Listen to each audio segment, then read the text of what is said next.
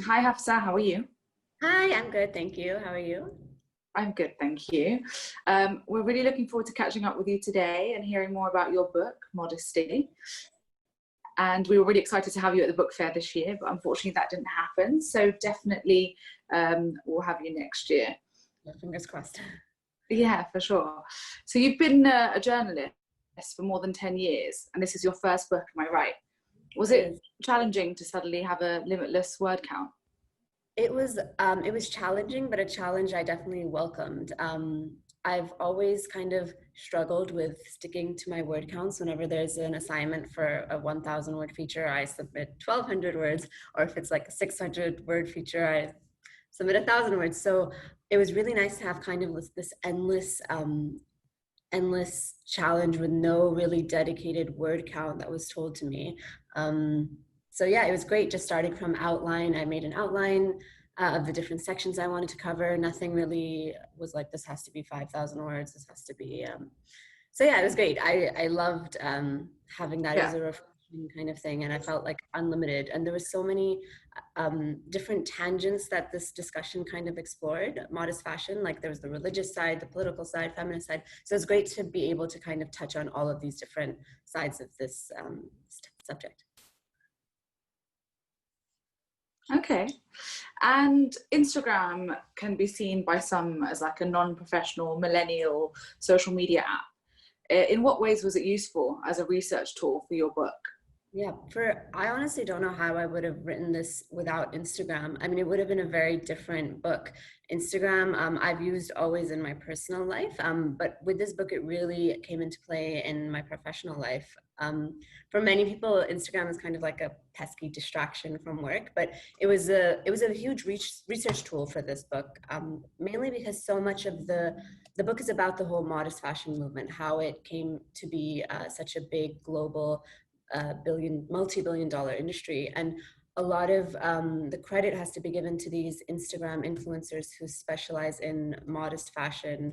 They kind of post about modest fashion, their different outfits and their different interpretations of modest fashion. So I found a lot of my sources through Instagram. And it was really good to see the different kinds of interpretations of modest fashion and the different kind of ways to tie your hijab if you wore hijab, like the Turkish way, the Iranian way. And so yeah, a lot of the interviews I sourced from Instagram. I would send people DMs and say, I'm working on this book. Are you interested in being a part of it?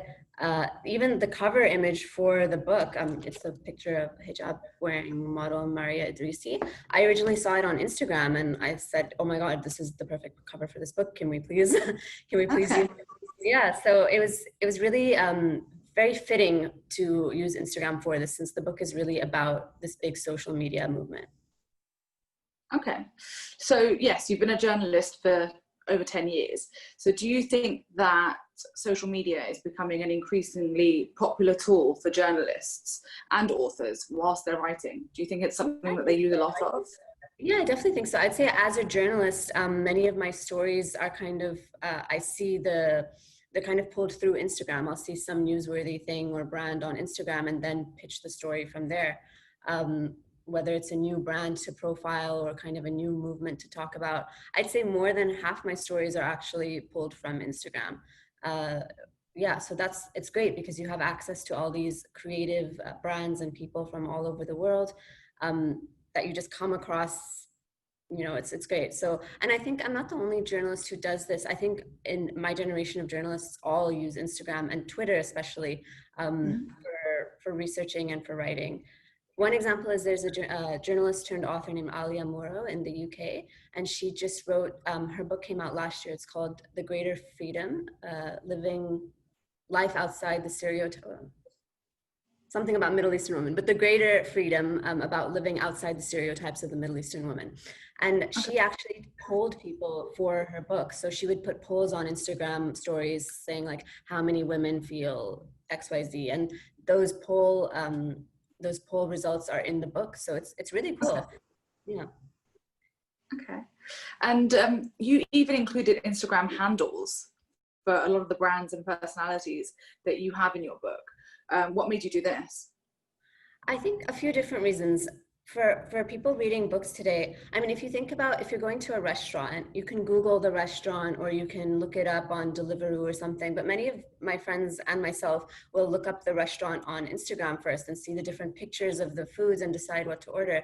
And I think it's very similar while reading. When you're reading about somebody and a brand or something, you can obviously use words to describe the brand, and of course that's my job and I do that, but I think it's really useful to just add in parentheses the Instagram handle, and people can just immediately look it up and see a lot more then and expand on whatever I'm writing about. And also there aren't many, there are photographs in the book, but there aren't that many. Like if I had my way, every page would have a photograph. So it's just another way to kind of give a visual to what I'm discussing. Also, there's also the whole support local angle. I mean, a lot of these personalities and brands discussed in the book, they rely on Instagram for their sales or for their exposure. So I thought it's a great way to just kind of push people that way, and so they can also support these brands. And yeah, it's also nice if they've come across a story or something about them in your book, that they're then able to go back to them and follow them and follow their kind of. And I think many readers of this book might be consumers of modest fashion as well. And I think if you're based in the US, you may only have access to US brands. If you're based in the Middle East, you may have access to Middle Eastern brands. But there are a lot of really cool modest fashion brands across the globe doing amazing things. So it might just introduce you to another brand that you might want to buy. Okay, yeah. And in terms of how many interviews did you conduct to compile Modesty, and how did you stay organized about keeping all your notes together and your transcripts and research? How did you put it all together? So there are about how many interviews? There are about around 40 interviews in the book, or around 40 voices, most of them being first-person interviews, whether that was in person or on email or even on Instagram. Some questions I'd send across on Instagram DM and they'd reply on Instagram rather than emailing me the answers. So yeah. It's crazy how this field has evolved. Staying organized, everything was on Google Drive. I had a bunch of hard drives. I also had everything was handwritten as well, because whenever I would go in for an interview, I would record the interview, but I think when you're talking about fashion, it's so important to get descriptive things. So what is the person wearing? What is their voice like? What is the surroundings like? So I'd take notes while doing the interview as well. Yeah, it was a bit tough to stay organized because I wrote this book across 4 or 5 different countries. Obviously, I'm based in Dubai, so I wrote a lot from here, but I also traveled to Pakistan and to London and to Istanbul and Canada while writing this book. So interviews in all these different cities and just staying organized and getting all these different sources from around the world. So that was... But also in terms of research, there were a few books, surprisingly, that I didn't really know about before venturing into this project about modest fashion. More research, academic style books by some authors like Raina Lewis and Annalise Moores, that they've kind of studied modest fashion independently within their regions. So like in the UK, the impact of modest fashion and how women in Indonesia, for example, dress modestly. So kind of went through all these books. There was a bunch of sticky notes and everything was marked up, highlighted.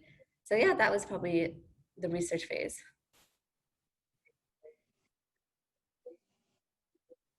Okay. Non-fiction can sometimes be pigeonholed by younger readers to be quite newsy or boring.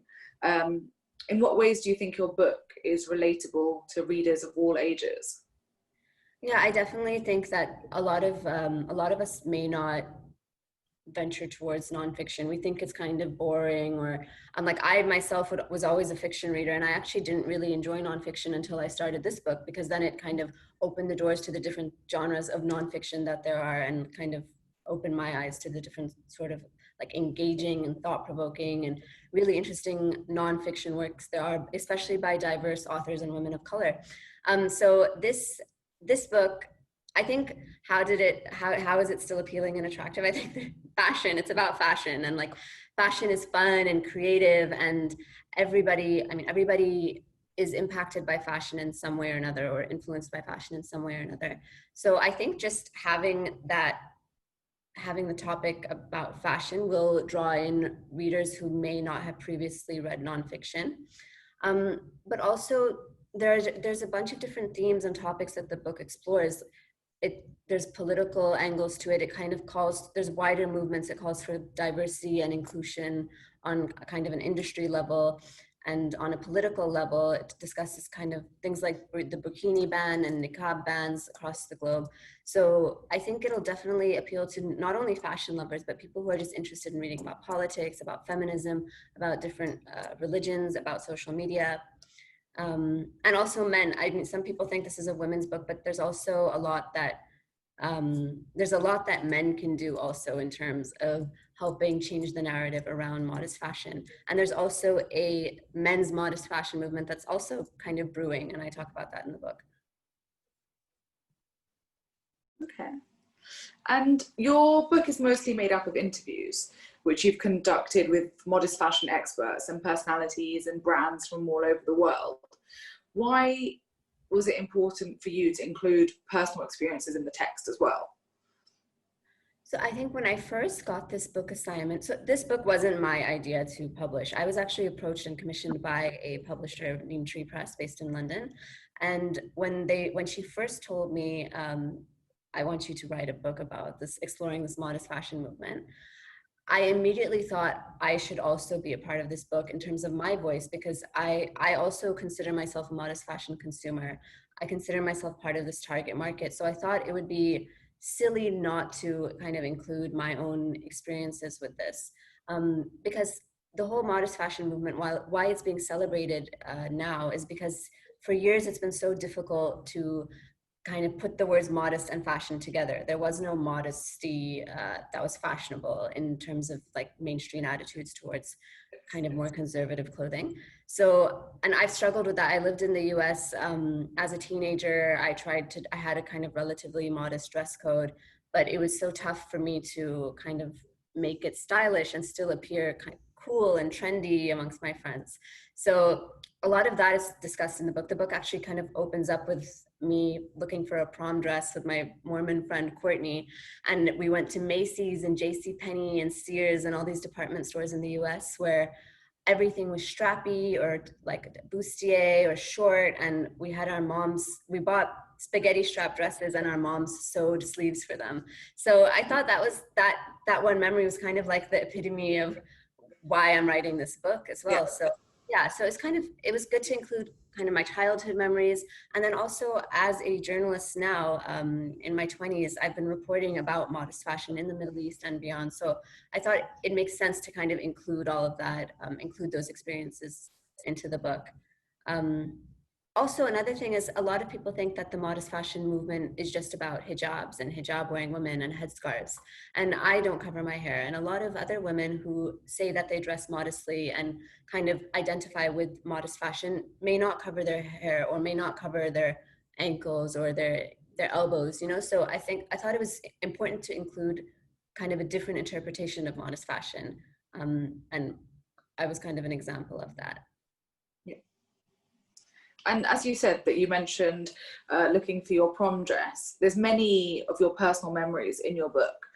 Some of those are from 10 or 20 years ago. Was it difficult to recreate these scenes whilst writing the book?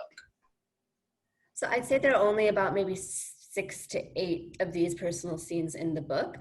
It wasn't very difficult because a lot of these memories are kind of ingrained in me, these struggles for finding modest fashion, for going in stores and looking through all the like short shorts and trying to find longer shorts, you know, like all of these things. For PE class, for instance, we'd be like, all the girls would wear super short shorts and I'd wear shorts from the men's section because they were a bit longer. And like all of these things have really kind of permanently been impressed into my memory. So it wasn't very difficult recreating these childhood scenes. And a lot of the scenes are kind of from the last 5 years as well, or 5 to 10 years. For example, one is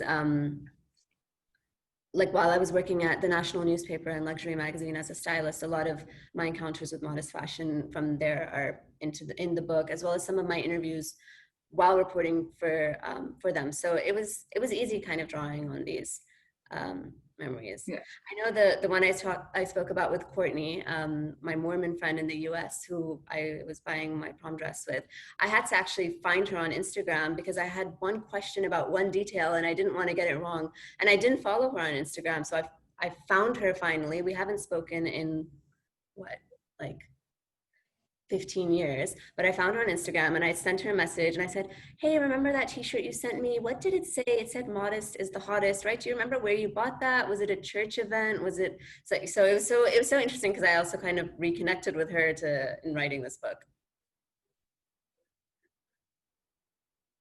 Okay. And you're doing some t-shirts now too, aren't you? Related to your book. Yes, separate. Yes. Separate from this, but actually it's coinciding with the timing. So yeah, I had a part-time clothing business. Now I've stopped since having a baby. There's no time between writing and being a mother. There was no time for going to the tailor and going to the fabric markets. But I did a limited edition, collector's edition of t-shirts with embroidered Modesty themed slogans. What was the process like transitioning from interviews to your own past recollections and experiences? Like, how did you transition through the whole thing? It was easier than I thought it would be. Actually, while writing, one of my biggest challenges is always the transition. So I'll write a bunch of paragraphs, and then it's kind of like, how do I fuse these together? So I thought it would be tough to kind of transfer between a scene from maybe 15 years ago to then now, and these people are talking about it now, and this is what's happening on Instagram. But it wasn't too difficult. An example of this is there's a chapter about how modesty is marketed today and how modest fashion is kind of shown today. And I opened it with a chapter about styling a shoot that had to be, cover. It was for this Abu Dhabi magazine, luxury magazine, which comes out with the national. We couldn't really show cleavage and really short hemlines and things like that naturally. So I described kind of putting the looks together and how we styled the different outfits with the fashion editor on this penthouse, this rooftop penthouse on the Palm. We did like a scene in a swimming pool, but the model was wearing a long sleeve shirt under her dress. And I mean, it was a Gucci dress and all of this. So how to transition from that to then the history of how modest fashion is shown and marketed.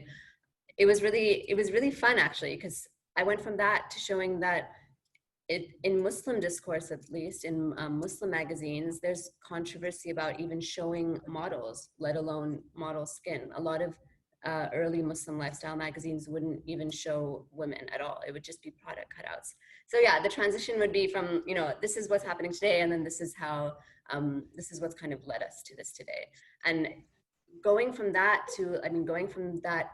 mentality where you can't show a woman's form at all in print to now social media, where there's all these modest fashion bloggers who are wearing, a lot of them are wearing quite tight form-fitting clothes.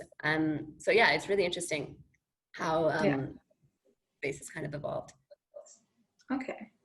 And what advice would you have for fellow journalists trying to break into the writing industry and the book industry who might aspire to be authors like yourself? I mean, everybody says print is dying, but I have hope that will last a bit longer. And I think books will always be relevant, whether it's print or ebook or, online. So, I mean, that goes for journalism or books. So I really think if a journalist has a passion for a particular subject or topic, they should definitely take the challenge and go and write more about it. But only if it's a topic or subject that they're very passionate about. I kind of was living and breathing modest fashion throughout my time writing this book. So you really have to, and I never got sick of it. So if it was something else, I probably would have, gotten sick of it and had to put it away. But I had this notebook with me constantly, taking notes and finding people to talk about for the book. So you really have to love the topic.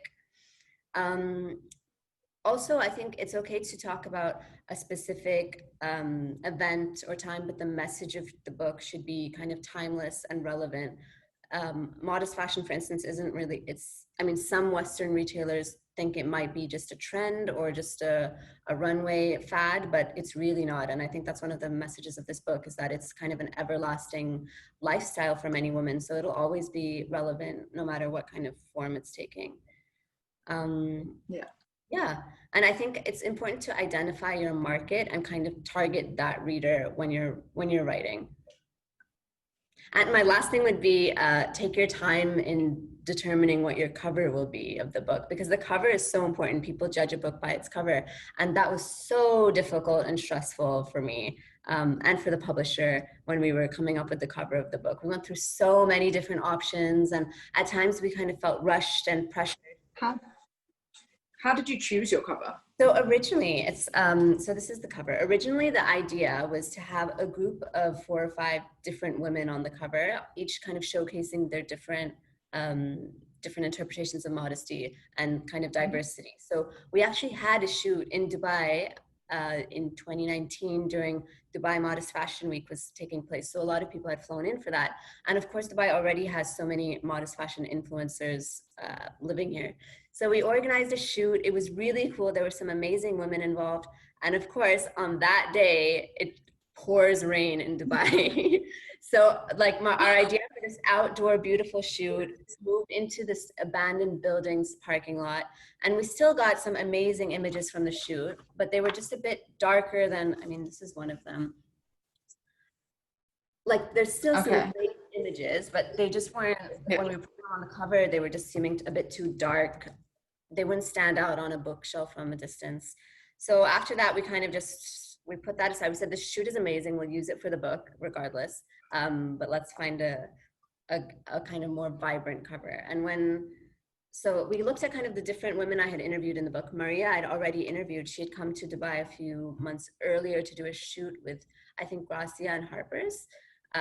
So I had interviewed her then, and I saw this picture and I thought, it says everything about what this book is trying to say, that modest fashion is not drab and all black and traditional. Modest fashion today is about being vibrant and standing out and being powerful while still being feminine and while still covering the skin you want to cover. So she's wearing hot pink and she's in a power suit. I mean, how better can you show, like empowerment and feminism?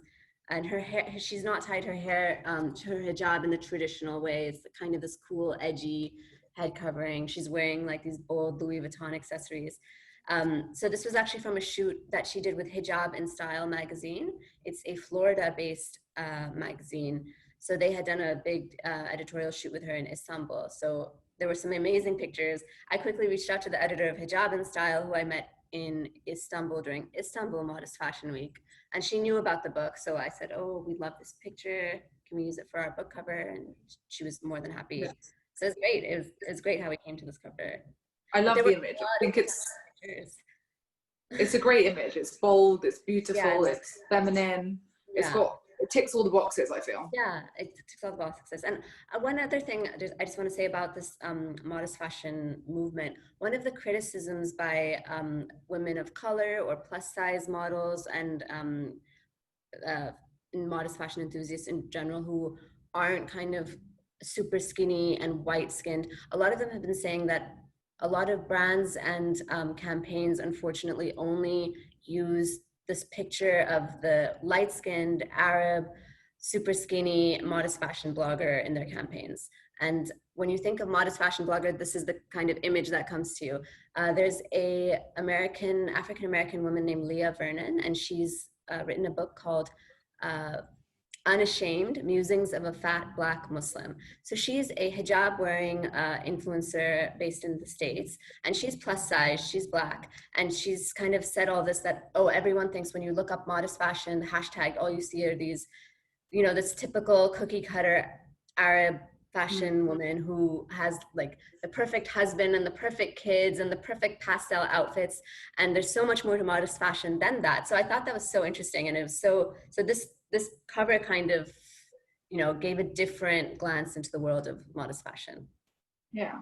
And also, Maria is not just a model. She's an activist and a humanitarian, and she doesn't do, she has a lot of strong views about modest fashion as well.